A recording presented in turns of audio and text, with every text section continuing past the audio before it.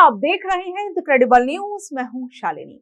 दोस्तों, आजकल social media पर हमारे प्रधानमंत्री नरेंद्र मोदी जी का एक बड़ा प्यारा सा वीडियो वायरल हो रहा है। वीडियो में वो बहुत ही गंभीर होकर फरमा रहे हैं कि लोकतंत्र में तीखी आलोचना बहुत जरूरी है। जो लोकतंत्र को ताकत मिलनी चाहिए आलोचना से, दुर्भाग्य से इन दिनों वो सौभाग्य हम लोगों को नहीं मिलता है।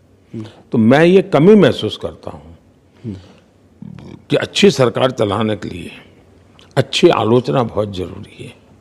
और मैं तो ईश्वर से प्रार्थना करता हूँ कि सदन में भी ऐसे लोग चुन करके आए जो विपक्ष में हो, मेहनत करे, अच्छा स्टडी करे, सरकार की कमियों को निकाले, तो देश का भला होगा। बताइए, इससे अच्छे दिन किसी देश को क्या चाहिए होंगे। मतलब देश के पीएम साहब जब खुद ये कह रहे हैं कि खुलकर बोलो, आलोचना करो, लेकिन शायद एक बात अपनी वो इस बात में जोड़ना भूल गए, वो ये कि आलोचना जरूरी है लेकिन उनकी नहीं। मतलब आलोचना वो वाली जो उनकी तारीफ में कसीदे पड़े।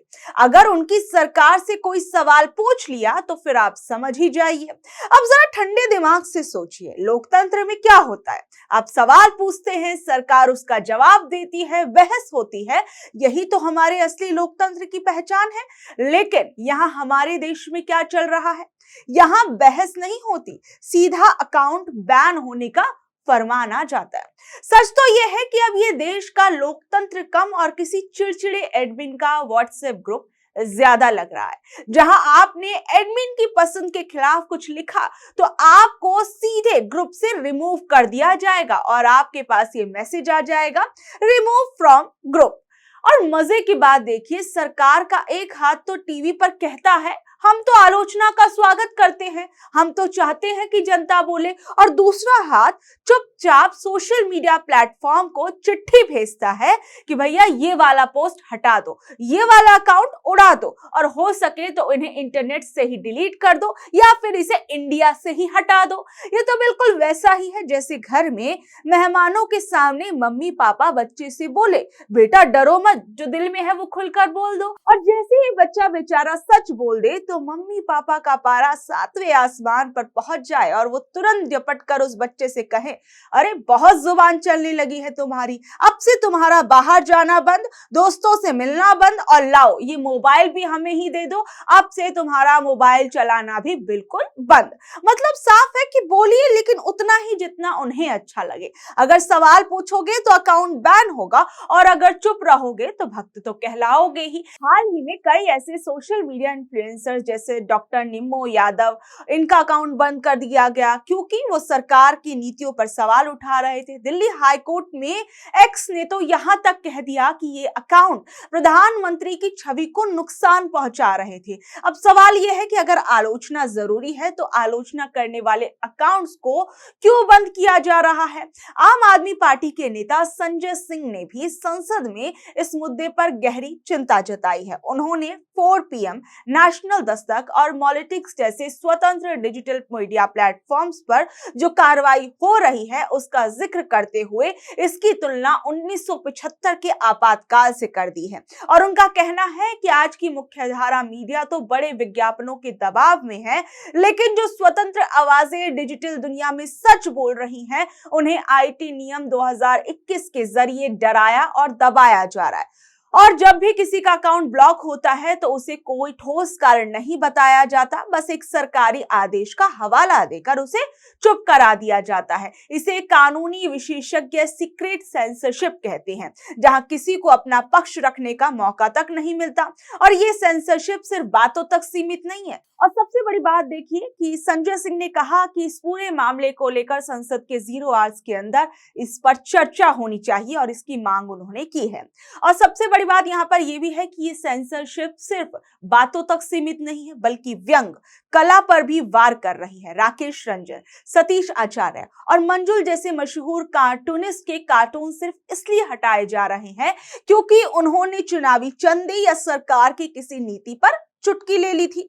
उदाहरण के तौर पर बीफ एक्सपोर्ट करने वाली कंपनी द्वारा बीजेपी को दिए गए चंदे पर आधारित एक कार्टून को हटवा दिया गया। कल तक आप फेसबुक पर कोई खबर शेयर करते थे तो वो महज आपकी राय होती थी, लेकिन अब सरकार ने इलेक्ट्रॉनिक्स और आईटी मंत्रालय के जरिए ऐसे नियम पेश किए हैं जो आपकी उंगलियों को कीबोर्ड पर रखने से पहले 4 बार सोचने पर मजबूर कर देंगे।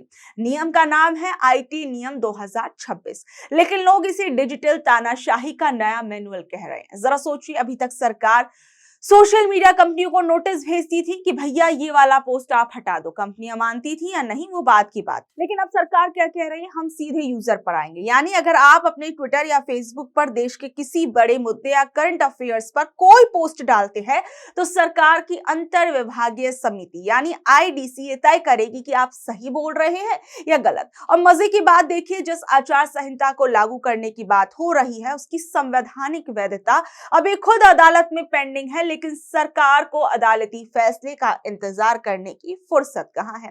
3 हाईकोर्ट्स पहले ही ऐसी कोशिशों को समस्याग्रस्त बता चुके हैं, लेकिन सरकार ने जुगाड़ निकाला है, नए नियम लाओ, प्रोसेस बदलो और सब पर अपना कंट्रोल जमा लो।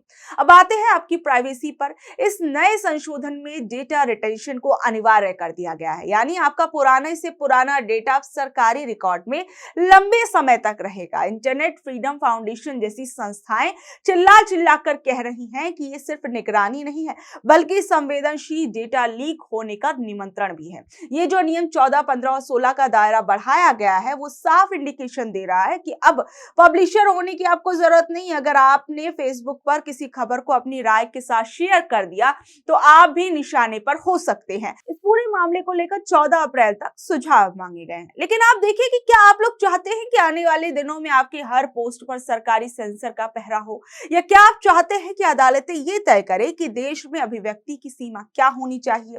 याद रखिए, जब सच बोलने के लिए परमिट लेना पड़े तो उसे लोकतंत्र नहीं सरकारी विज्ञापन कहते हैं। बहरहाल ये देखा जाएगा कि सरकार क्या इस कानून को वापस लेती है या फिर आगे भी इस कानून पर बहस जो है वो देखने को मिल सकती है।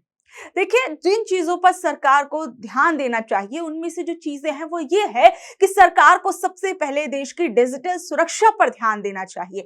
हैकिंग, डेटा चोरी, फेक अकाउंट जैसी समस्याओं को रोकने के लिए सरकार को मजबूत सिस्टम बनाना चाहिए, लेकिन सरकार क्या कर रही है, उन अकाउंट्स को बैन कर रही है और उन पोस्ट को हटवाया जा रहा है जो सरकार को लेकर सवाल पूछते हैं। सरकार के कई मुद्दों को लेकर जो अकाउंट्स उनकी आलोचना करते हैं उन्हें हटवाया जा रहा है। सोचिए, अगर किसी पोस्ट या अकाउंट पर कार्रवाई करनी ही है तो उसका साफ कारण बताया जाए। लोगों को यह हक होना चाहिए कि वो जान सके कि उनकी गलती क्या थी, और अगर उन्हें लगता है कि गलत कार्रवाई हुई है तो वो अपील भी कर सके। ये सब चीजें होनी चाहिए। सिर्फ सरकार ही ये फैसला ना ले बल्कि एक इंडिपेंडेंट बॉडी हो जो ये देखे कि क्या सही है क्या गलत है। इससे जो बायसनेस है वो भी कम हो जाएगी। और सबसे बड़ी बात आप ये देखिए कि ये कई कंपनियों को भी ये जिम्मेदारी दी जानी चाहिए। व्हाट्सएप या एक्स जैसी जो ये कंपनियां हैं जहां पर लोग जो है सोशल मीडिया इस्तेमाल करते हैं, उनको ये जिम्मेदारी दी जाए कि वो गलत जानकारी को जल्द पहचाने, यूजर्स को रिपोर्ट करने का आसान तरीका दे और बिना वजह अकाउंट बंद ना करे। देश विरोधी, हिंसा फैलाने वाले या धोखाधड़ी से जुड़े कंटेंट पर जरूर सख्त कार्रवाई होनी चाहिए, लेकिन हर आलोचना को गलत मानकर हटाना सही नहीं है। देखिए, सोशल मीडिया पर बैन लगाना आसान रास्ता हो सकता है, लेकिन सही रास्ता ये है कि लोगों को सुरक्षित बनाया जाए, सिस्टम को मजबूत किया जाए और आवाज को दबाने के बजाय ये समझा जाए कि हम अपने सिस्टम को, हम अपने इस लोकतंत्र को और मजबूत किस तरीके से कर सकते हैं। बहरहाल आप लोग इस खबर पर अब क्या कुछ कहेंगे, नीचे दे कमेंट बॉक्स में अपनी राय जरूर बताइएगा और ऐसी अपडेट से जुड़े रहने के लिए देखते रहिए द क्रेडिबल न्यूज। मैं हूं शालिनी, धन्यवाद।